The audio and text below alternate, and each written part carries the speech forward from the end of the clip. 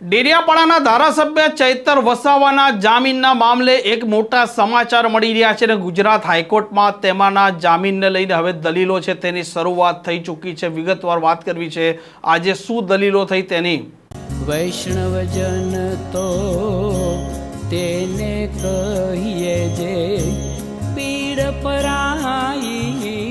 જાનાને રે।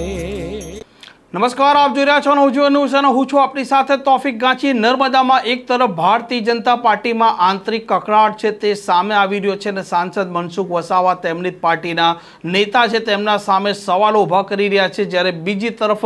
ધારાસભ્ય ચૈતર વસાવા છે તે અત્યારે જેલમાં બંધ છે, કેમ કે વર્ષ 2023ના વનકર્મીને મારવાના, હવામાં ફાયરિંગ અને ખંડણી માંગવાના કેસમાં ચૈતર વસાવા સહિત 9 લોકો છે તેમને સેશન કોર્ટ દ્વારા 7 વર્ષની સજા ફટકારવામાં આવી હતી અને તેમને વડોદરાની જેલમાં મોકલી આપવામાં આવ્યા હતા, જેમાંથી 6 દોષિતો છે તેમને ગુજરાત હાઈકોર્ટમાંથી જામીન મેળવી ચૂક્યા છે, જેમાં ધારાસભ્ય ચૈતર વસાવાના પત્ની શકુંતલા વસાવાનો પણ સમાવેશ થાય છે। હવે ધારાસભ્ય ચૈતર વસાવાએ દાદ માંગતી અરજી ગુજરાત હાઈકોર્ટમાં કરી છે અને તેમણે નીચલી કોર્ટ એટલે કે સેશન કોર્ટે જે પ્રકારે ચુકાદો આપ્યો છે તેના પર તેમણે દાદ માંગતી અરજીમાં સ્ટેની માંગ કરી છે અને જામીન પણ સાથે માંગ્યા છે, કેમ કે જો ચૈતર વસાવાને ગુજરાત હાઈકોર્ટમાંથી કોઈ પણ પ્રકારની રાહત નથી મળતી, આ ચુકાદા પર સ્ટે નથી આવતો, તો આવી પરિસ્થિતિમાં ધારાસભ્ય ચૈતર વસાવાનું પદ છે તે જોખમમાં છે અને ત્યાર પછી તેમણે સુપ્રીમ કોર્ટ સુધી જવું પડશે અને જે પ્રકારે તે ધારાસભ્ય હાલ યથાવત છે તે મામલે પણ ગુજરાત હાઈકોર્ટ તરફથી ચુકાદો આવ્યા બાદ ગુજરાત વિધાનસભાના અધ્યક્ષ છે તે આ મામલે કોઈ નિર્ણય કરી શકે તેવી શક્યતા હાલ જોવાઈ રહી છે, કેમ કે હજી સુધી ધારાસભ્ય ચૈતર વસાવાના પદને લઈને કોઈ પણ પ્રકારનો નિર્ણય વિધાનસભાના અધ્યક્ષે નથી કર્યો અને આજે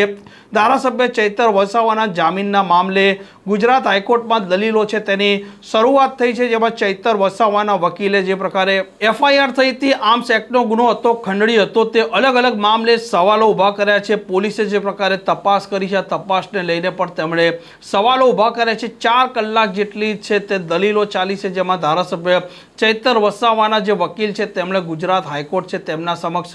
દલીલો કરી છે અને હવે 7મી તારીખે સરકાર પક્ષે જે વકીલ છે તે દલીલ કરવાના છે અને આ કેસ હવે ક્યાં સુધી દલીલોને આધારે ચાલે છે અને ત્યાર પછી ગુજરાત હાઈકોર્ટ આ મામલે શું ચુકાદો આપે છે તેના તરફ સૌ કોઈની નજર છે। જો કે ચૈતર વસાવા હવે જેલમાંથી બહાર આવશે કે નહીં આવે તે ટૂંકા દિવસમાં ખબર પડી જશે અને ચૈતર વસાવાની ગેરહાજરીમાં આમ આદમી પાર્ટી છે તેને પણ મોટું નુકસાન થઈ શકે તેવી ભીતિ પણ માનવામાં આવી રહી છે, કેમ કે આદિવાસી વિસ્તારોમાં ચૈતર વસાવા એક મોટો ચહેરો છે અને તે જ કારણસર ભારતીય જનતા પાર્ટી અત્યારે તેલ જુઓ અને તેલની ધાર જુઓ તે નીતિ તરફ પણ આગળ એટલા માટે વધી રહી છે કે જો ચૈતર વસાવાના ધારાસભ્ય પદને લઈને અત્યારે કોઈ નિર્ણય થાય તો આવી સ્થિતિમાં ભાજપ છે તેને આવનારા દિવસોમાં આવનારી ચૂંટણીમાં મોટું નુકસાન થઈ શકે તેવી પણ શક્યતાઓ સેવાઈ રહી છે। જોઈએ હવે 7મી તારીખે શું દલીલો થાય છે અને ત્યાર પછી મામલો ક્યાં સુધી પહોંચે છે। આ પ્રકારના સમાચાર માટે નવજીવન ન્યૂઝના ચેનલ સાથે જોડાયેલા રહો। નમસ્કાર।